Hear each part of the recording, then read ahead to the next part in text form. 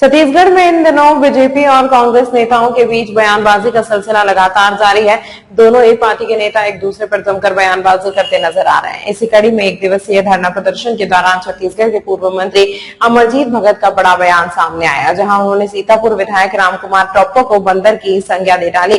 दरअसल मेरपाट में प्रशासन के द्वारा अवैध कब्जाधारियों को हटाने को लेकर मुहिम चलाई जा रही है, जिसका विरोध करते हुए कांग्रेस पार्टी ने एक दिवसीय धरना प्रदर्शन किया। इस दौरान पूर्व मंत्री अमरजीत भगत ने मंच से बोले, सीतापुर विधायक रामकुमार टोप्पो काम नहीं कर रहे, बल्कि नाम चाकू चलते तो कभी पुलिया से छलांग लगाते नजर आ रहे हैं।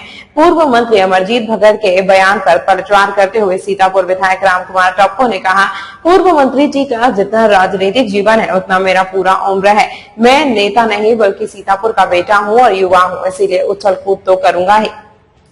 कितना काम किया मैं, केवल सड़क केवल बढ़िया बनवा दी, जहां जाओ हमें सर्र हुआ गाड़ी चलत रही। अभी नवा विधायक बनी से मार भांजेल नहीं, कभी नान चाकू चलाए, कभी पुलिया के ऊपर से कुदेल।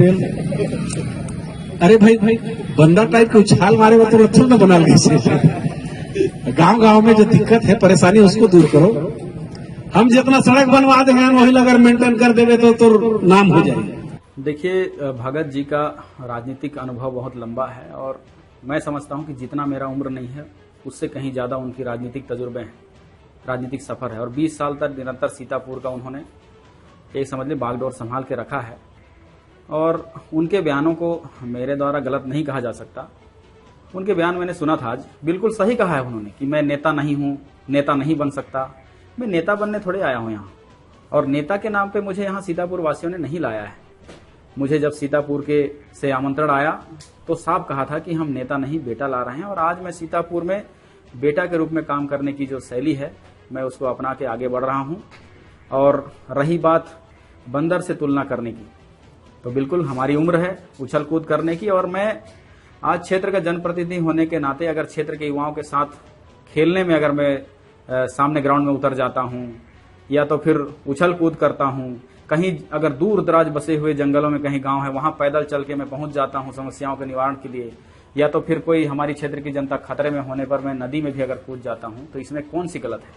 ये मेरा उम्र है और यही मेरा तजुर्बा है कि मैं एक सैनिक जीवन लंबे जिया है और इस जीवन में जो भी मैंने हासिल किया है उसको सीतापुर के लिए इस्तेमाल करूं और इसी ओर मैं आगे बढ़ रहा हूं। एक चीज और बयान में था, नान चाकू चलाता है और विकास के काम हमने इतना किया है उसको मेंटेन कीजिए। तो ये तमाम चीजें मैंने गहराई से सुना। बिल्कुल मैं नान चाकू चलाता हूं, लेकिन चलाता केवल नहीं हूं। अगर मैं क्षेत्र की बेटियों को आत्मनिर्भर बनाने के लिए, उनको आत्म सुरक्षा के लिए अगर नान चाकू का प्रशिक्षण देकर उनको मैं ऐसी टेक्निक सिखा रहा हूं, तो भी अगर भगत जी को गलत लगता है तो सीतापुर की जनता इस पर निर्णय लेंगी कि क्या मैं सही हूं कि गलत हूं। और विकास कार्य, ये कौन सा विकास कार्य नीति पर भगत जी ने विकास किया होगा कि 20 साल तक सीतापुर की जनता सड़क नहीं होने से खटिया में उठा के माताओं बहनों को डिलीवरी केस के लिए लाते रहे? ये कौन सी विकास नीति थी आपकी कि सड़क नहीं होने से, पुल नहीं होने से कई लोगों की नदियों में बह के जान चली गई?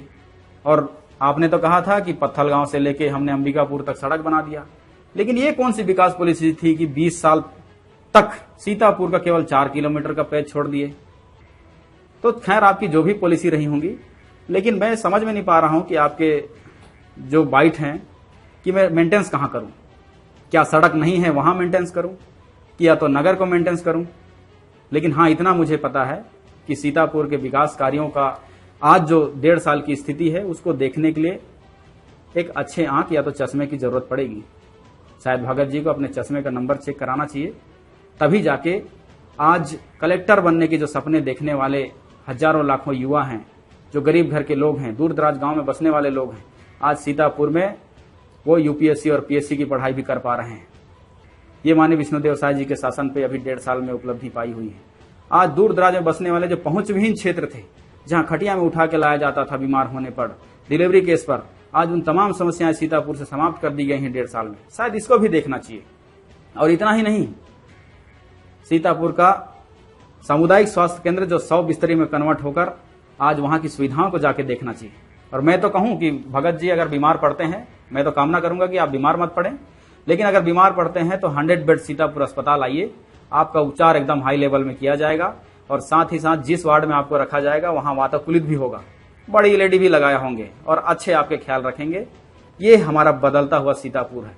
इस सीतापुर को देखने के लिए आपको जमीन पे उतरना पड़ेगा और हम जमीन पर हैं और पूरा प्रयास कर रहे हैं कि विकास हो। बाकी देखने के नजरिया है।